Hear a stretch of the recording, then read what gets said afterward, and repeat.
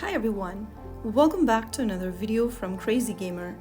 Today in this video I'm going to show you how to delete your Racing Kingdom account. If you want to say goodbye to Racing Kingdom for good, then here's a quick and easy guide to permanently delete your account. First of all, launch the app open on your device and make sure you are signed into your account you want to delete. Now, go ahead and tap on the gear icon at the top right corner. From the settings menu that pops up on the screen, click on Social on the left. Now, at the bottom of the screen, you will see Delete Account button. Tap on it.